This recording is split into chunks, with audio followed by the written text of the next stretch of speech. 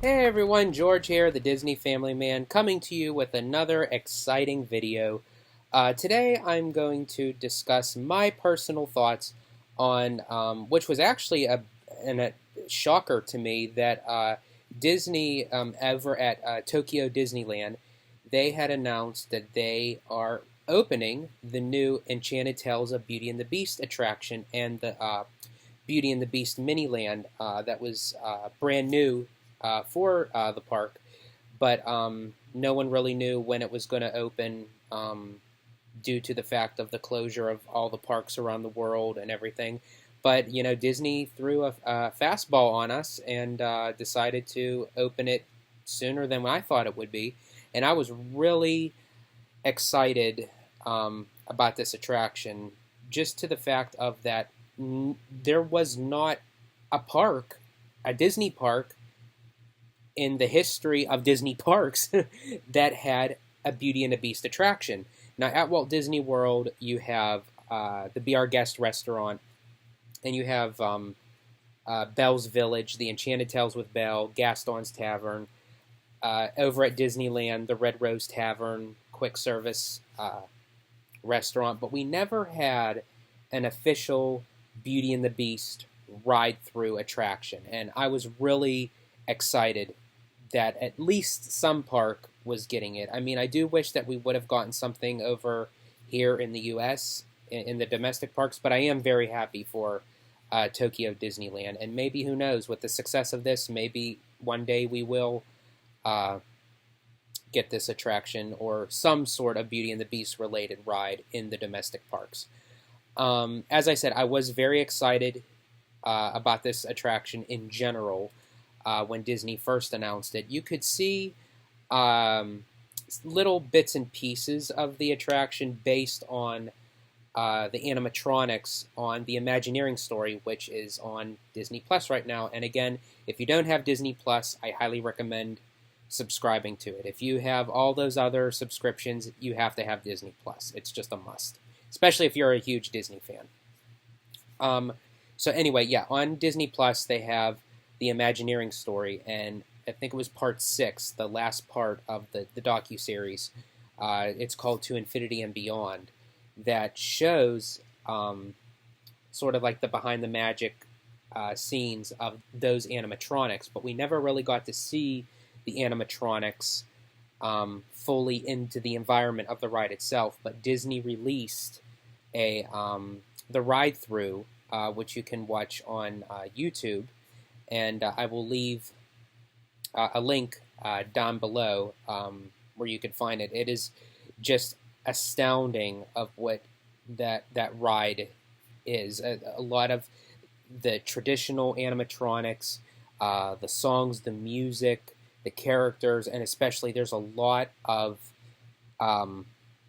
technological enhancements to this ride, especially when it comes to the Beast's transformation back into the Prince, which I'm not going to explain how they did it. You just have to see it for yourself. So I'll definitely leave a link down below for you guys to check it out.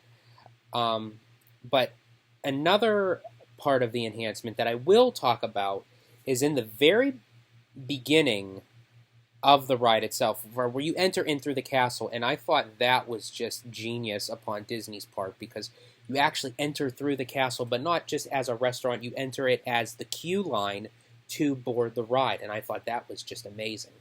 But anyway, the first scene that you will see is the Be Our Guest scene, where Lumiere is singing to Belle at the big dining room table.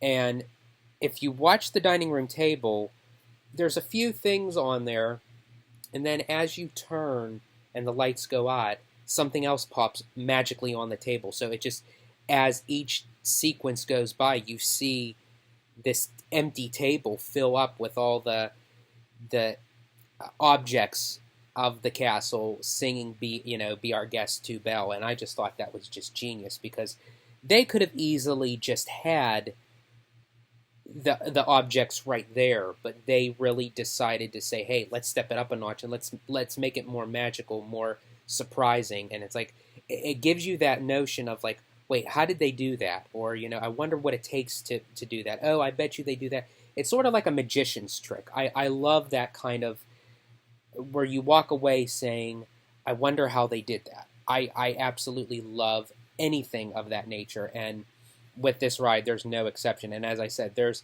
a very, very wonderfully put technological enhancement to the transformation from the beast back to the prince. And it's amazing. And you guys have to check it out.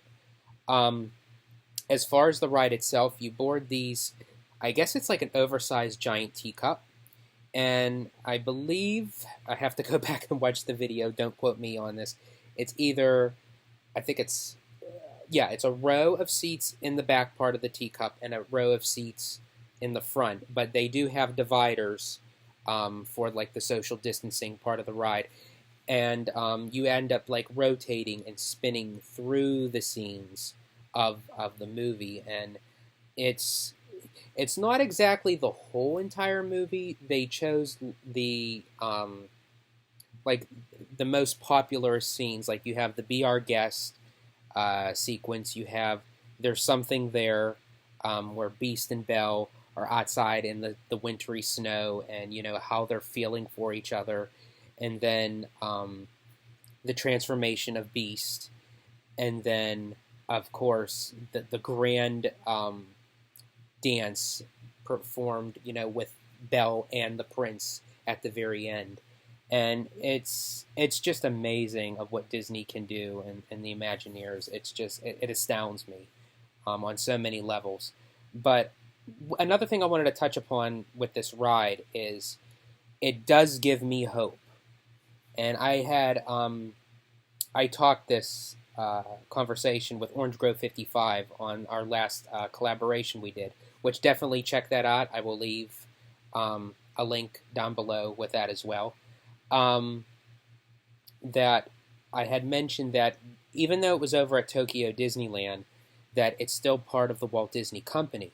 And for Disney, just trying to, get back up on their feet with all, trying to reopen everything back up. And for them to have an attraction that was scheduled to already be opened, but we didn't know when, and just like out of the spare moment, it wasn't like, okay, here's a set date, we're going to open it, and it's like several months down the road, okay, we're anticipating it. It was like the spur of the moment. It's like, okay, by next week, we're going to open this, and everybody was like shocked. And, if that's the route that Disney's taking, that's fine. And I really am excited for that notion, because if Disney can, quickly take something that was supposed to open but didn't open on time, but they, after, construction and everything, and it's done, then that gives me hope for our parks here in the U.S., because Ratatouille, Remy's Ratatouille Adventure over at Epcot was supposed to open this past summer of 2020, and obviously that didn't happen, but they were further along with construction that they could have moved forward when everything opened back up. So I'm assuming that they're close to being done, if not already finished. So I'm thinking that with it, how everything is starting to reopen back up, that our domestic parks are going to take the cues from the international parks, and possibly Ratatouille can open just like how Beauty and the Beast is, rather than just have a 1 to 2 month set date, that they can say, we're opening it in 2 weeks, or we're opening it next week. I kind of hope that is, because I am really anticipating Remy's Ratatouille Adventure. I cannot wait for that ride. And Parks Chairman Josh D'Amaro definitely said, along with the Guardians of the Galaxy roller coaster, that Remy's Ratatouille Adventure will open when they are ready. And I'm for sure they'll have like the social distancing, the plate glass, the markers on the floor. They'll have all that added into it as well. But I am anticipating that ride. But kind of I'm going off topic here. But as far as like what the Beauty and the Beast ride goes, that just gives me that hope. And that's why I brought up Ratatouille. And the same thing, when Disneyland reopens with the Adventures Campus, for me, it kind of stems back to this ride of the Enchanted Tales of Beauty and the Beast, because it kind of, I feel, paves the way for what we're going to get with Remy's Ratatouille Adventure, the Adventures Campus, the Guardians of the Galaxy Cosmic Rewind coaster. That it gives me that hope that, Disney is still moving forward with these great attractions that we're all anticipating.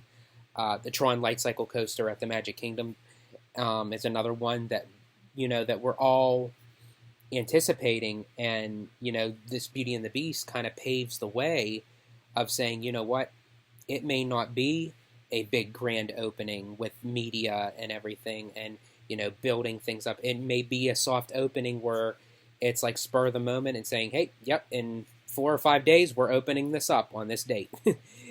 So, but I mean, it was definitely worth it. And again, I cannot stress enough, check out the video for yourself, or if you can actually get to Tokyo Disneyland, go experience it. I would love to hear from you guys to see what you guys think of the video, what you would change, what you would, what are you most excited about. And if you do get the chance to experience this ride, let me know what you think of it actually in person.